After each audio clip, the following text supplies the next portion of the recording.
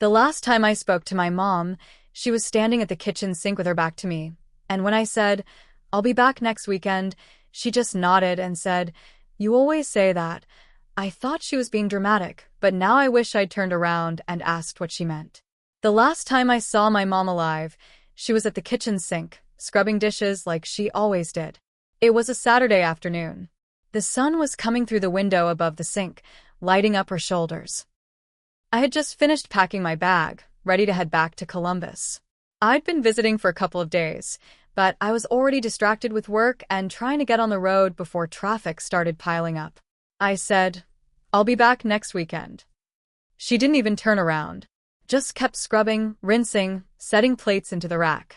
"You always say that," she said, kind of low, like she wasn't even talking to me, more like she was just letting it slip out. It bugged me a little, the way she said it, like I was lying or something. I wasn't.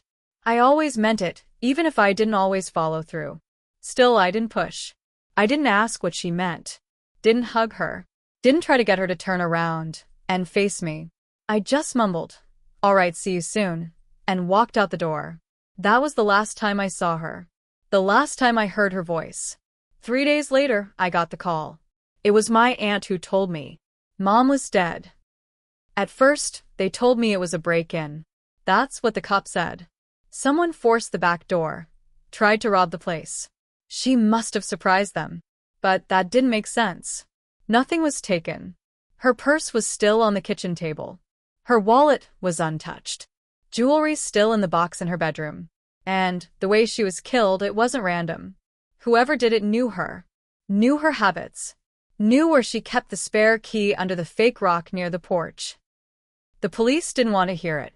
To them, it was just another burglary gone wrong. But I knew better. And the more I started digging, the more things didn't add up. Her neighbor across the street, Mrs. Gatlin, told me she saw someone in our driveway the night before Mom died. A car she didn't recognize. Dark blue sedan. No plates. And then I found something in the trash that didn't belong there, a crushed-up photo of me and my mom, torn right down the middle. That's when I started to think. This wasn't random. This was personal. And I had a pretty good idea of who would want to hurt her. Now I just had to prove it. I stayed in her house the week after the funeral. Couldn't bring myself to go back to Columbus. I kept sitting in her chair, drinking her coffee, hoping the walls would tell me something the cops wouldn't. Every night, I walked through each room. I checked drawers, closets, the attic, everything, looking for something she might have hidden or left behind. I don't know what I was hoping to find, but something didn't feel right. Then, on the 4th night, I found the notebook. It was in the laundry room, wedged behind the dryer, like it had fallen back there. Just a plain spiral notebook. The front page had her handwriting. "If something happens to me, check Dennis." Dennis. I hadn't heard that name in 10 years. He was my mom's ex. Not my dad. He left before I turned 2. Dennis came around when I was 11, stuck around till I was about 20. I never liked him. Something about the way he talked to her, like she owed him. Like everything she did was somehow not enough. They broke up ugly. She caught him cheating. He moved out, but he didn't stay gone for long. He used to come around drunk, bang on the door at night, leave notes on her windshield. She never called the cops, said it would just make things worse. Eventually, he stopped showing up. Or at least, that's what I thought. The notebook had more. Notes about times she'd seen him nearby. A receipt for brake repairs she believed he caused. A copy of a police report I'd never heard about. Turns out, she did call once, but the case was dropped. Why didn't she tell me? I couldn't stop thinking about what she said that day at the sink. "You always say that." Like she knew something was coming. I showed the notebook to the detective on her case. He barely glanced at it before setting it down. "This guy? From 10 years ago?" He said, raising an eyebrow. "Doesn't seem like much to go on." I wanted to flip the table. They weren't going to help. So, I did something I hadn't done in years. I looked Dennis up myself. Turns out he still lived in town. Same house, same beat-up truck in the driveway. I drove by twice before I got out. Just sat there, engine running, staring at his door. I didn't go in that night. But I knew I would. Not yet, though. I needed more. I went back to Mom's, pulled every single file she had. Old bills, letters, notes. Found one more clue, an envelope she never mailed. It was addressed to me. Inside was a single line. He said if I told anyone, he'd come for you next. I stared at that sentence for 10 minutes. My hands started shaking. He hadn't just scared her. He used me to keep her quiet. And now she was dead. And I was next. I started watching Dennis. Not stalking, not at first. Just monitoring. I parked down the block, walked past his house at different times, trying to figure out his routine. When he left, when he came home, whether he lived alone. He worked construction, still wore the same kind of boots and trucker hat I remembered from when I was a kid. He hadn't changed much. Still moved like the world owed him something. One afternoon, I saw him with someone. A younger guy. Tall, buzz cut, maybe early 20s. They were loading up tools into Dennis's truck. Laughing like old friends. Then the kid turned and my stomach dropped. It was Caleb. My cousin. My mom's sister's son. I hadn't seen him since he was 17 and got arrested for stealing copper pipes from a foreclosed house. Everyone assumed he was just another burnout with a record. But I always felt like he was angrier than the rest of us. Quick to blame, slow to admit when he was wrong. What the hell was he doing with Dennis? That night, I drove straight to Aunt Brenda's house. She answered in her slippers, surprised to see me. "Where's Caleb?" I asked. Her face twisted. "Why?" "Because I saw him with Dennis." She sighed and stepped outside, closing the door behind her. "Look, they work together. Construction. Dennis gave him a job when no one else would. Caleb's trying to stay clean." "Dennis," I said, almost choking. "The same guy Mom filed a police report on?"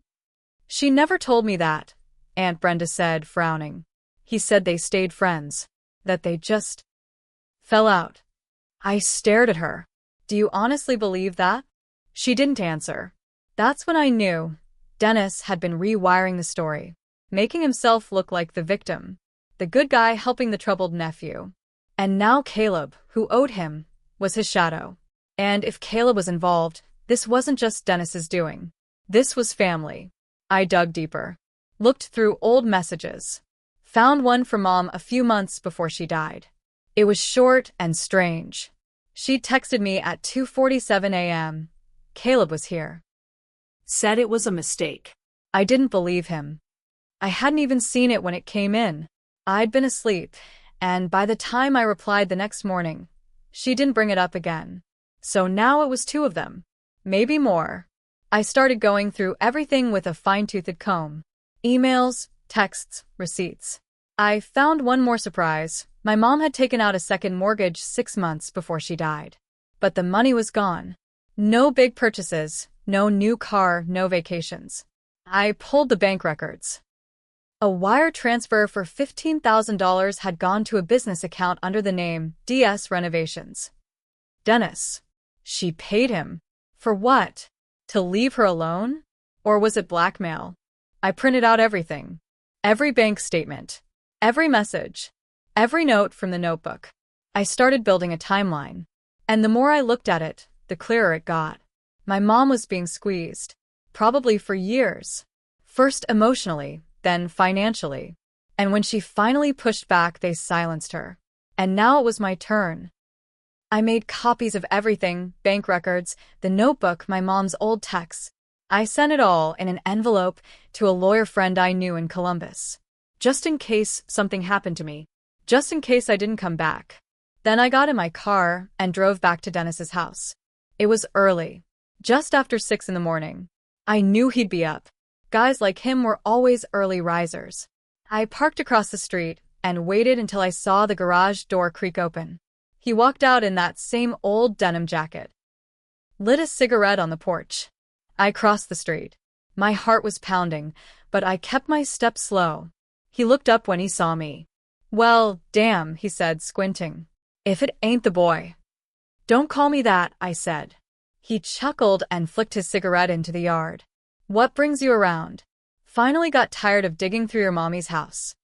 I didn't answer. I pulled the folder from my coat and threw it at his feet. "You killed her." He didn't move. Just stared down at the folder like it was some kind of joke. Then he looked back up and smirked. You got proof. I got enough to start a fire. He stepped closer. You think anyone's gonna believe you? She was crazy. Told stories all the time. I saw red. My hand balled into a fist before I even realized it. You pushed her, I said. You used her. You took her money. And when she tried to stop you, you sent Caleb. He didn't flinch. What did you promise him? A cut? Or did he do it for free? Dennis finally looked away just for a second. And that was enough. I lunged, punched him square in the jaw. He stumbled back, but then grabbed me by the collar and slammed me against the porch rail. We went down hard, rolling across the grass. He was stronger than I remembered. He got one good hit and split my lip open, but I didn't stop. I drove my elbow into his throat and scrambled to my feet. Tell me, I shouted. Tell me the truth. But he just laughed, blood in his teeth. She begged, he said. You want to hear it? She begged for me to leave you alone. That's why she paid. I lost it. I didn't plan to kill him. I swear. But I grabbed the closest thing I could find, a chunk of stone from his stupid garden bed, and I brought it down. Once. Twice. After that, I don't remember how many. When I stopped, he wasn't laughing anymore. I stood there, chest heaving, blood on my hands, and I felt nothing. Just empty. That's when I heard a car door. I turned. Caleb. He was standing at the curb, frozen. I didn't run. I didn't move. He walked slowly toward the porch, looked at Dennis's body, then at me. You shouldn't have come here, he said. I know. We stared at each other for a long time. Then he said, Go. What? I didn't see anything. I backed away, got in my car, drove off. 3 hours later, the cops were at my door. Caleb had changed his mind, said he saw the whole thing. I was arrested for murder. At trial, they painted me as unstable, angry, a grieving son who snapped. Caleb testified, said Dennis was trying to make peace. I got 15 years, and I'm serving them. But here's the truth. Dennis was a monster. Caleb helped him bury my mother. And maybe I'm not innocent, but I don't regret it. I gave my mom something they never did. Justice.